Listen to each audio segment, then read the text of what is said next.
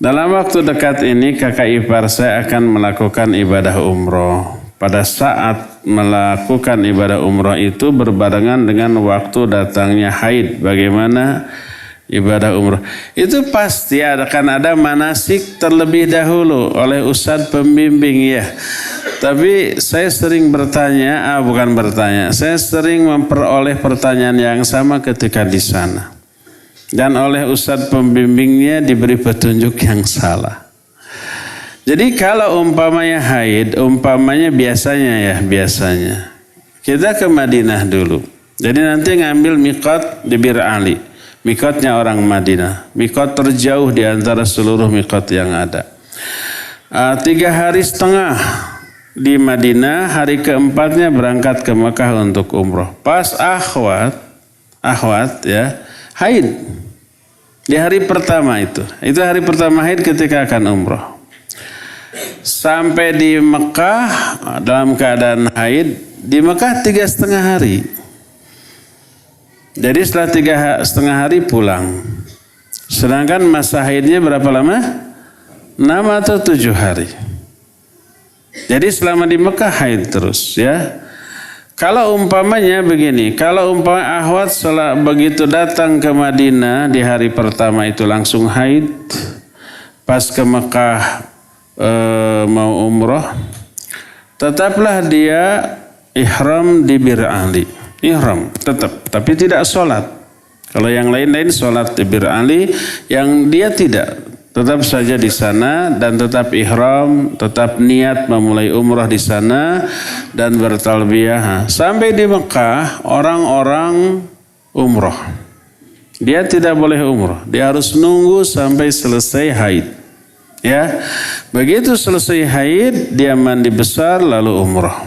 Dan selama dia belum umrah, seluruh larangan ihram berlaku. Dia tidak boleh gunting kuku, dia tidak boleh memotong rambut, dia tidak boleh memakai parfum dan yang lain-lainnya. Pokoknya seluruh larangan umrah masih berlaku sampai dia suci, mandi besar, lalu umrah. Itu kalau masih sempat ya. Adapun kalau ini seperti kasus tadi, pas mau umrah itu hari pertama haid. Sampai di Mekah, sampai pulang juga tetap masih dalam keadaan haid. Saya banyak mendengar pengaduan dari jamaah yang lain. Kata ustadz pembimbingnya, nggak perlu umroh ustadz, kata sebab percuma nggak sah, tapi tetap pahalanya dapat. Itu keliru. Kenapa tidak bertanya kepada para ulama? Di Masjidil Haram itu pas di pintu masuk, di pinggirnya itu ada telepon. Tanpa nomor, tanpa angka. Angkat langsung nyambung ke mufti. Tapi bahasa Arab.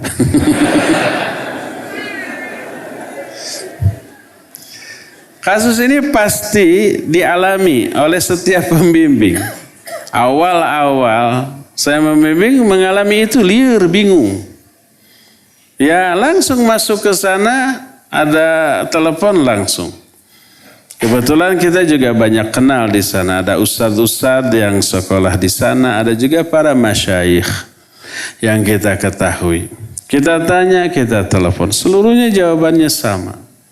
Ya, bahwa wanita yang haid dia harus menunda umrohnya sampai dia suci.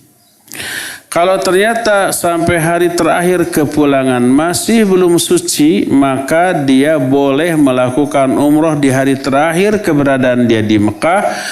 Lakukan seluruh yang dilakukan ketika umroh kecuali sholat. Jadi dia masuk ke Masjidil Haram langsung tawaf.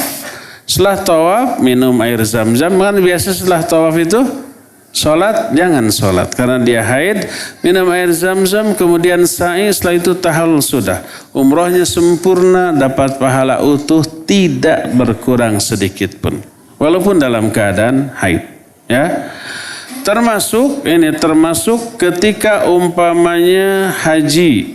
Ketika haji, ada satu rukun haji yang namanya tawaf apa? Tawaf wada'. Tawaf wada. Ternyata haid. Dan sebelum haid berakhir, dia harus pulang. Gak mungkin diperpanjang. Ya, tiketnya hangus. Nah, maka dia boleh melakukan tawaf ifadah itu di hari terakhir dia. Disatukan dengan tawaf wada, maka tidak apa-apa. Tawaf ifadah adalah rukun dari haji, maka silakan tawaf dalam keadaan haid tapi tidak sholat. Ya, seperti itu. Itu mestinya dibahas di dalam manasik umroh. Ada tanya jawab semua kasus, baik yang berdasarkan pengalaman, yang terfikirkan walaupun tidak teralami gitu ya. Nah, kalau saya ketika menjelaskan manasik, seluruh kasus yang pernah terjadi diungkapkan. Mungkin terjadi lagi. Semuanya diterangkan dengan penjelasan dan solusinya sehingga jamaah itu gamblang jelas. Tidak ragu, tidak ham-ham lagi.